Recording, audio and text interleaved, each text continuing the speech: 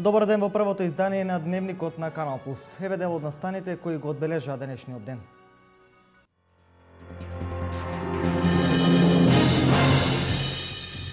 Министерот за труд и социјална политика Диме Спасов денеска беше во посета на Штип. Неговата посета се должеше на отварањето на новиот центар за аутизам во Штип.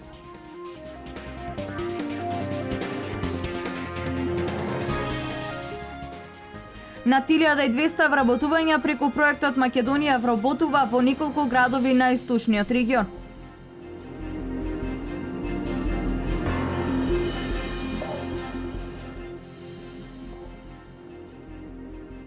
Со енергетска ефикасност, Штипското училиште Колен Ихтенин ќе ги намалува сметките.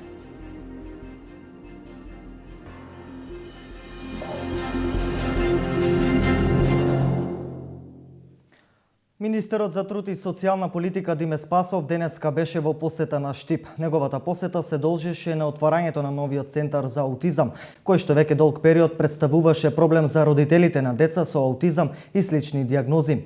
Меѓу другото, министерот направи увид и на Центарот за социјални работи, кој моментално се реновира. Центар за аутизам денес се отвори во Штип. На отворањето присуствуваше министерот за труд и социјална политика Диме Спасов. Со капацитет од 20 на деца со аутизам, колку ги има со ваква и слична диагноза во нашата и општина Карбинци, центарот со години го очекуваат семејствата со вакви деца во регионот.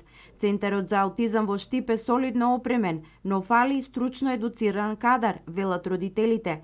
Она што најмногу ги загрижува родителите и што денес му го придочија на министерот за труд е Центарот за аутизам да не биде само еден вид градинка за децата, туку место каде овие деца ќе ги имаат сите предуслови за напредок. За центарот да биде вистински центар за аутизам, мора да обучиме кадар. Значи АБА, Sunrise, мора. Сензорната соба исто за да се работи, неа мора да се обучи човек. Оти сензорна соба, како сензорна соба е ништо, доколку не се обуче професионалец. Така. Значи, замолувам ви, бидејќи моментално ќе биде само како една градинка. Нашите деца ќе се остават. Кадарот што моментално е супер, задоволни сме од него, ама не се семокни. Значи, треба да се обучи тај кадар. Оти ако не се обуче, џабе отварањето. Центарот за аутизам ќе функционира според светските стандарди кои даваат најголеми резултати во развивањето на способностите и талентите на децата со аутизам, изјави министерот Спасов. Стручниот тим ќе се обучува од страна на врвни едукатори за оваа проблематика. Програмата во интензивна комуникација сме со професорот Росоклија и со стручните луѓе на Колумбијан универзитетот. Планираме студиска посета во Република Македонија на најдобрите експерти за аутизмот во светот, кои што ќе обучат обучувачи, ќе сондираат состојбата во Република Македонија и потоа ќе помогнат во спроведување на процес на обука на лицата кои што работат во овие дневни центри за деца со аутизам, меѓутоа и воопшто на сите дневни центри. Напоредно на тоа работиме и на нов процес на воведување на нов процес на категоризација на децата со пречки. Вие родители сте најдобро знаете.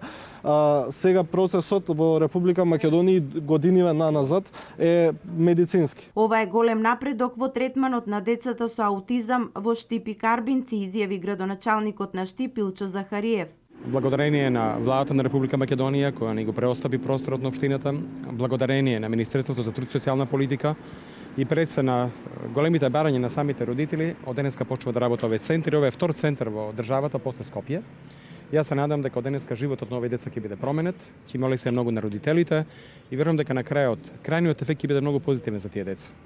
Мило ми е што нашиот град не е заборавен. Практично и сите оние заложби на владата да се гради во цела држава него заобиколува Штип. При денешната посета на Штип, министерот за труд и социјална политика го посети меѓуопштинскиот центар за социјални работи, кој е во фаза на целосно реновирање. Очекувам градежните активности да завршат за околу 15 на 20 дена, најмногу до месец, и овој објект кој што е стар повеќе од 50-60 години да има едни нови модерни современи услови за работа на вработените, на стручните работници, меѓутоа и за прием на граѓаните кои што ги остваруваат своите права и услуги од системот на социјална и детска заштита. Целосна реконструкција ќе има во 29 центри за социјални работи во државата, а целиот проект чини 120 милиони денари, средства од Светската банка и ИПА програмата на Европската унија. При денешната посета на министерот Спасов на новинарско прашање за проектот Македонија вработува, тој истакна дека досега над 1200 лица во неколку градови во Источна Македонија се вработиле преку проектот Македонија вработува.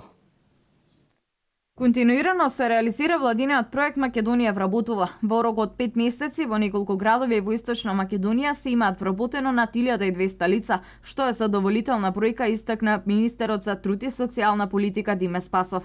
Именно би сакал да истакнам дека овој проект навистина помага во голема мера за отворање на нови работни места и во источниот регион. Например, овде во Штип за 5 месеци преку проектот Македонија вработува отворени се вкупно 356 нови работни места. Во Кочани отворени се околу 380 нови работни места. Во Пробиштип и во Виница по околу 60 нови работни места, во Свети Николе 100 нови вработувања преку проектот Македонија вработува. Ова значи над 1200 вработени во овие неколку градови кои што ги кажа во источниот регион.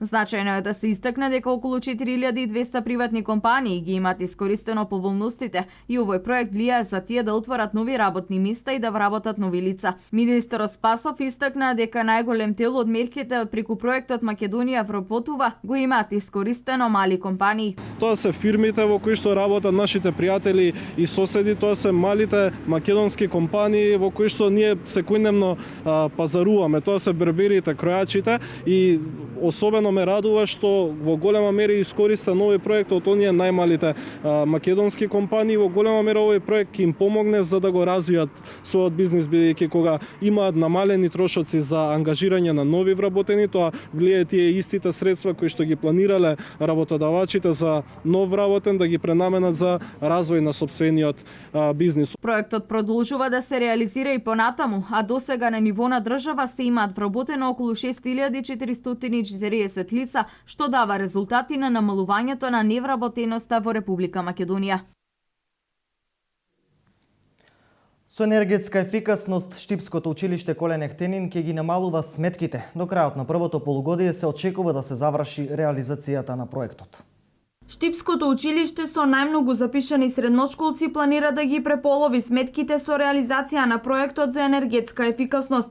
Станува збор за средното општинско училиште Колен Ехтенин, кое ќе штеди и на електрична и на топлинска енергија. Станува збор за промена на сите, комплетно сите врати во училиштето.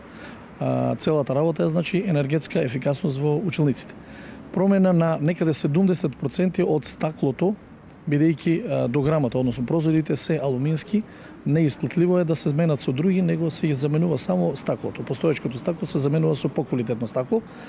Во салата имаме 3 система, значи за топла вода и водоснабдување во самите собликувални и промена на сите светилки во салат со штедливи светилки. Значи одиме од класични во штедливи светилки кои би ја намали потрошувачката некаде и за 10%, за 10 пати помалку. За да се започне со реализација на предвидените активности, потребно е најпрвин да заврши предвидениот рок за доставување на тендерската документација. Активностите течат по предвидениот редослед. Во моментот се спроведува јавна набавка за избор на најповолен економски оператор, со кога ќе се склучи договор за предвидените активности и подобрување на енергетската ефикасност во средното општинско училиште Колен Ехтенин Штип. Крајниот рок за доставување на документацијата е 8 октомври, а според директорот на училиштето проектот треба да се реализира до крајот на првото полугодие од оваа учебна година. Вкупниот буџет изнесува 1.041.171 денар. Во рамките на оперативната акција Гора за спречување на нелегална сеча на огревно дрво и трговија со истото, СВР Штип до јавното обвинителство поднесе 8 кривични пријави против 10 лица поради основано сомнение дека сториле 5 кривични дела кражби и 3 кривични дела прикривање. Имено пријавените во периодот од 3 до 8 септември годинава од атарите на селата Калапетровци, Радање, Таринци, Оџалија, Лакавица и Брест бесправно исекле околу 25 метри кубни дрво и истото го продале на граѓани од општините Штип и Карбинци при што се стекнале со противправна имотна корист од околу 47.000 денари. Одземени се и 5 возила со кои пријавените го извршиле кривичното дело. Поднесени се 3 кривични пријави до обвинителството против 3 лица поради постоење на основано сомнение дека сториле 3 кривични дела прикривање. Пријавените купиле огревно дрво, иако знаеле дека истото потекнува од извршено кривично дело кражба.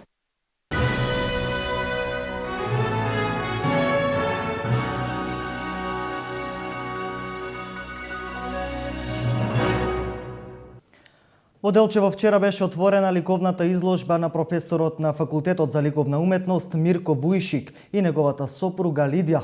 Пред делчевската публика се представија со техниката масло на платно и графика. На покана на својот ученик, ликовниот уметник Александар Белогаски, професорот од првата генерација на Факултетот за ликовна уметност Мирко Вујсич и неговата сопруга Лидија Вујсич, пред делчевчани преку ликовната техника масло на платно и графики представија дел од своето ликовно творештво. Со тоа уште еднаш се потврди педагошката пракса дека врската професор-ученик функционира во најдобра смисла на зборот. Една комуникација, едно советување обострано, едно работење врз полето на уметноста и графиката. И кога се вработи колегата, не заборави, да речем онака пежоративно, и тоа многу ми израдува, сакаш да меѓу првите изложби кои он ќе ги организира биде со нас. Овде ке се представуваме, јас конкретно, со дела масло на платно, во еден фигурален абстрактен контекст, а сопругата со графики, висок печат, во повеќе бојна графика. Двајца прекрасни уметници кои имаат едно прекрасно творештво. Целата изложба е склоп, значи на слика, цртеж и графика. И горд сум што моите сограѓани од Делчево имаат прилика вечерва на 25 септември да ја видат оваа изложба и се надевам дека ќе уживаат во неа. Националната установа Центар за култура Никола Јонко Вапцаров, која го организираше настанот, најави дека ова ќе биде само почеток на повеќе изложби кои ќе можат да ги видат делчевчани во наредниот период. Се надеваме дека во наредниот период ќе продолжиме уште една соработка преку професорот Владимир Илиевски, кој што веќе во 5 октомври ќе имаме уште една изложба. И со професорот се договориме во наредниот период да се обидеме на делчевската публика и донесеме на ликовна колонија на врвни уметници. Малку сум изненаден што вака почна да се множат овие настани од областа на културата во Делчево. По оваа изложба што спомнавте, имаме веќе една навистина прекрасна изложба. Јас сум одушевен од ова што го гледам. Се надевам дека изложбата и во другите денови ќе посетат многу делчевчани. Можност да присуствуваат на сличен ваков настан од областа на карикатурата, делчевчани ќе имаат наредната недела, кога во рамки на манифестацијата Пијанечки денови на сливата ќе бидат презентирани најдобрите карикатури од сите 4 изданија на фестивалот за афоризам и карикатура. И во Кочани денеска се подготвува ликовна изложба на слики изработени од ликовната колонија Свети Пантелеймон од 2012 до 2015 година. Колонијата започна да се организира во 2012 година, кога Кочани беше град на културата, а се реализира веќе 4 години на различни локации во Кочанско. Пред се со млади таленти, ученици од сите краеви на нашата држава и соучесници од странство. Според Александра Димитрова, ментор на колонијата, изложените дела ќе покажат дека Кочани е место богато со мотиви за уметничко творештво, кои се овековечуваат на платната на уметниците. Изложбата ќе биде отворена во 19 часот во изложбените салони на Центарот за култура Бели Мугри.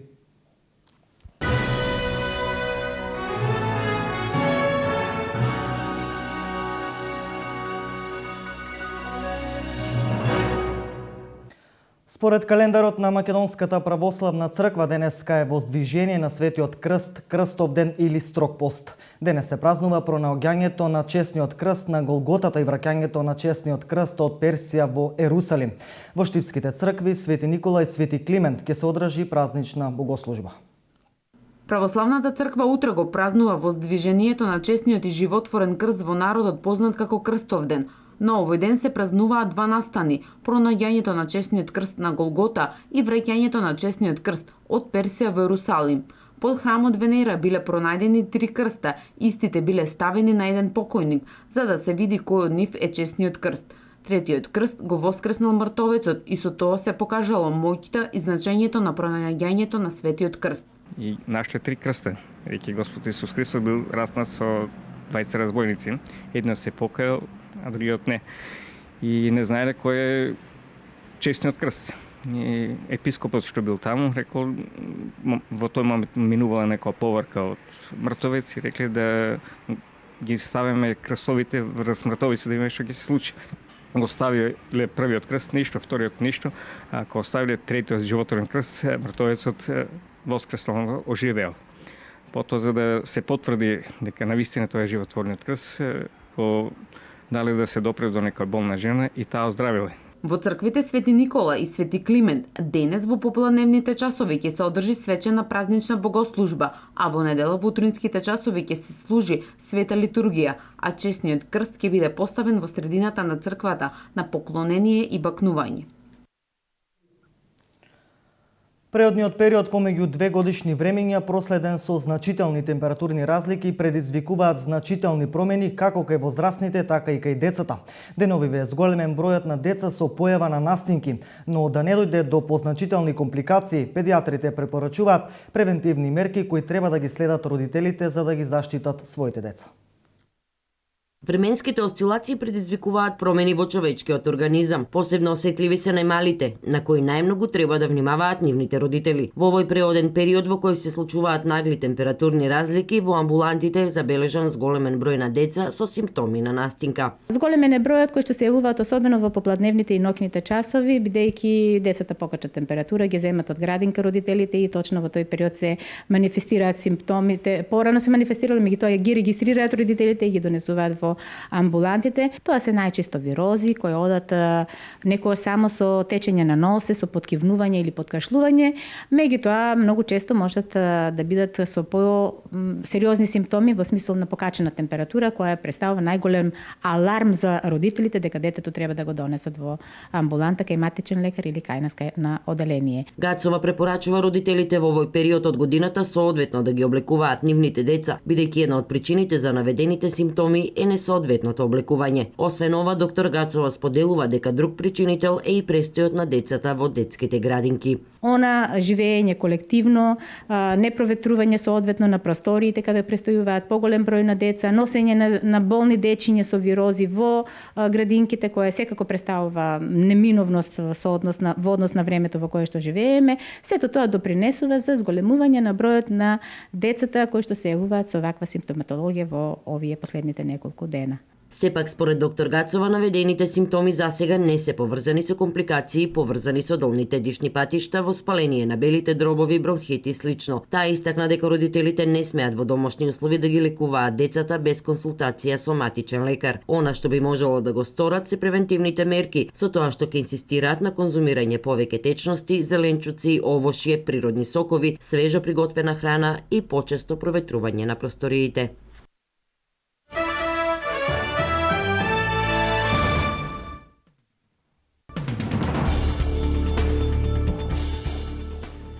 Рускиот сенатор Игор Морозов тврди дека официјален Пекинг донел одлука Кина да се вклучи во пресметките во Сирија. Наводно кинезите веќе ги испратиле своите бродови кон брегот на Сирија. Морозов, член на Рускиот федерален комитет за меѓународни работи, тврди дека започнала воена операција на Кина против џихадистите од Исламската држава, пренесува рускиот портал Правда. Се знае дека Кина ќе се придружи на нашата воена операција во Сирија. Кинески брод веќе влезе во Медитеранот, а го следи и носач на авиони, изјавил Морозов. Како што вели Морозов, покрај Кина во операциите против Исламската држава кои што ќе ги спроведе Русија, наскоро би требало да се вклучат и иранците.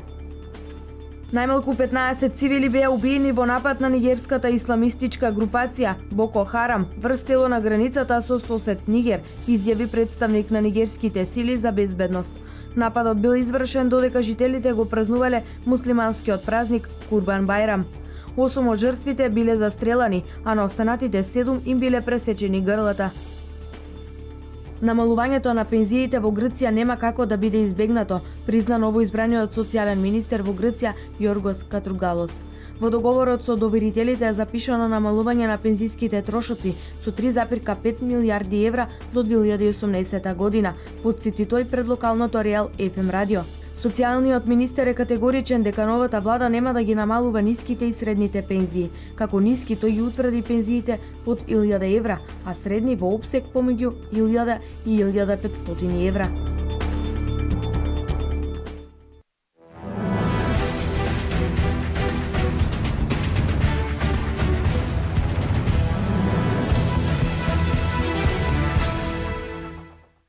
Утре во организација на фудбалскиот клуб Брегалница во Штип од 9 часот на фудбалското игралиште во Бело Брадо ќе се одржи меѓународен фудбалски турнир за пионери. На овој турнир ќе учествуваат 6 екипи, покрај домакинот Брегалница ќе настапат и екипите на мачето од Петрич Бугарија, Вардар Металург и Форца од Скопје и Шкендија од Тетово. Сите екипи ќе настапат со две генерации, 2004 и 2005 година, а ќе се игра по италијански систем, односно по 25 минути. Овој викенд ќе се одигра и редовното 8 коло во првата македонска фудбалска лига. Фудбалскиот клуб Брегалница на стадионот Никола Мантов во Кочани ќе ја пречека екипата на Турново. И двете екипи во моментот се наоѓаат на долниот дел од табелата и имаат по 6 бода. Останатите надпревари се Младост Царев двор против екипата на Шкупи, Металург Скопје против Ренова, Шкендија против Силекс и Вардар против Работнички. Сите надпревари се закажани за 15 часот и 30 минути. И во спортската сала Јордан Мијалков утре започнува првото коло во Суперлигата во пингпонг. Пингпонгарскиот клуб Гоце Делчев во ова прво коло ќе се надпреварува со минатогодишниот шампион, исто така од Штип, екипата на шампиони ФА. За екипата на пингпонгарскиот клуб Гоце Делчев ќе се надпреваруваат Кристијан Станојковски, Костовски Петар, Костадиновски Филип и Саздов Игор. Надпреварите започнуваат во 11 часот. За сите љубители на овој спорт се очекува интересно градско дерби.